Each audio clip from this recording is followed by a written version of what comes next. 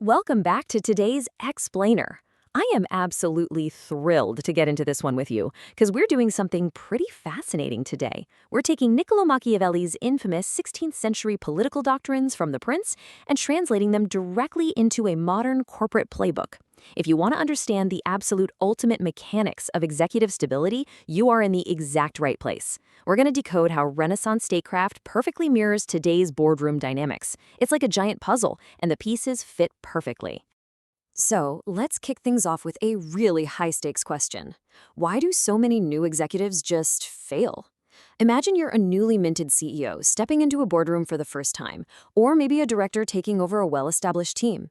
You've got the shiny title, you've got the salary, but do you actually have the power? Well, Machiavelli realized that holding on to a new position is incredibly dangerous. The forces working against you are invisible, yet they're deeply rooted in human nature. Today, you are the protagonist stepping into that dangerous new leadership role. And this explainer, this is your survival guide. All right, here's our agenda for today's leadership masterclass. First, the new leader's trap. Second, old wealth versus new power. Third, tactics for total control. Fourth, the no-fly zone. And finally, fifth, the popular defense strategy. Let's dive right in. Starting off with Section 1, the new leader's trap, or the danger of the new principality. In Chapter 3, Machiavelli drops this brutal truth bomb. He says people willingly change their rulers, hoping to better themselves, only to realize, often violently, that they've actually gone from bad to worse. And wow, does this brilliantly illustrate the corporate reality we see literally all the time. Teams initially welcome a new boss. They think, finally, things are going to improve. But as a new leader, you inevitably have to impose new structures, change up the processes, and maybe introduce some hardships to turn the ship around. That initial honeymoon phase shatters, and the team quickly turns hostile. You are inherently at a massive disadvantage simply because you're the new person. Moving right along to Section 2, Old Wealth versus New Power, where we look at hereditary versus new states. There is a stark, almost unfair contrast between the ease of hereditary stability and the heavy, uphill lift of being what Machiavelli calls an armed prophet. According to Chapter 2, in a hereditary principality, think of a founder CEO who has been there for 20 years, stability is pretty easy. You basically just have to maintain the old customs and, not mess things up too badly. The team naturally accepts your authority. But in a new principality, as we see in Chapter 3, you're a total outsider.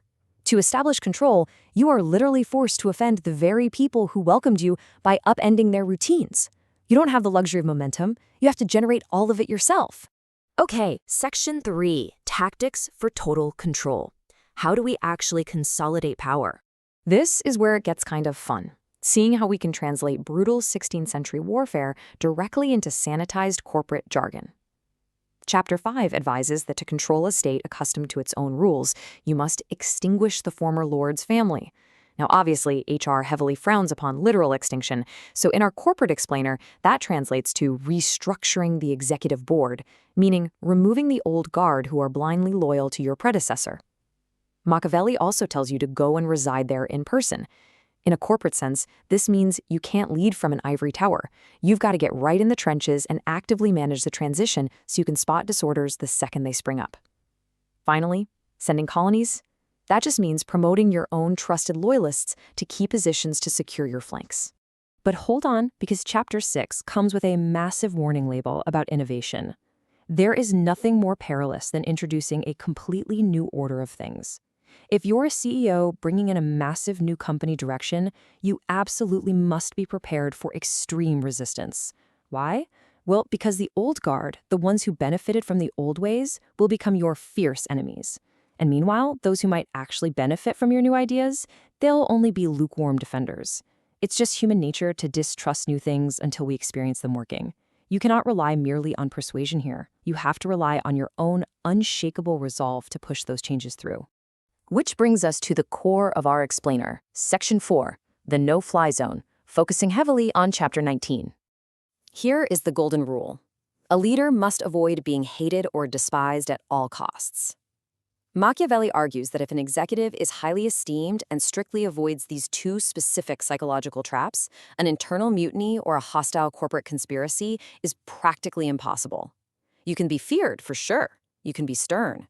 But you must never, ever cross that line into being hated or despised. So what's the actual boundary between the two? Let's break it down.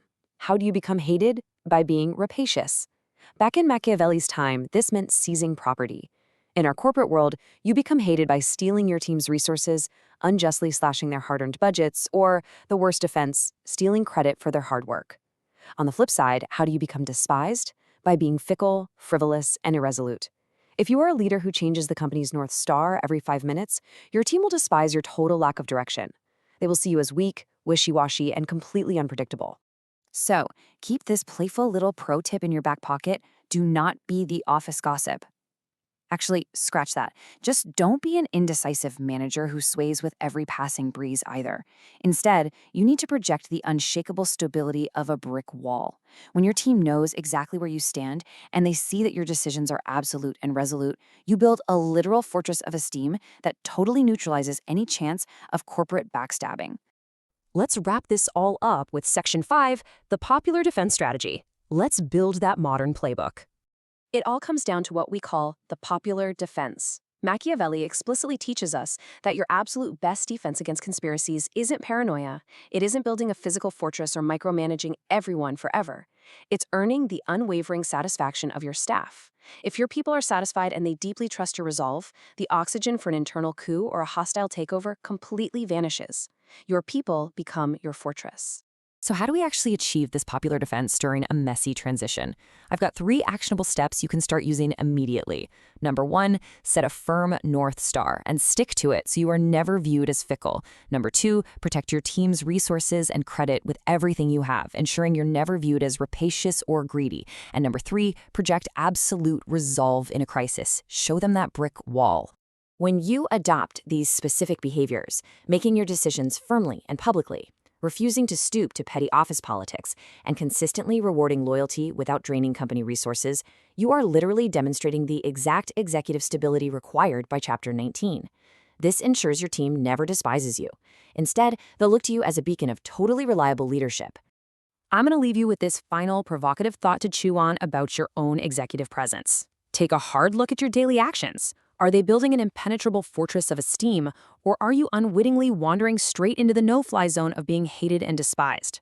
I really hope this explainer gives you the tools you need to analyze your own leadership style and lead your teams with absolute unshakable resolve.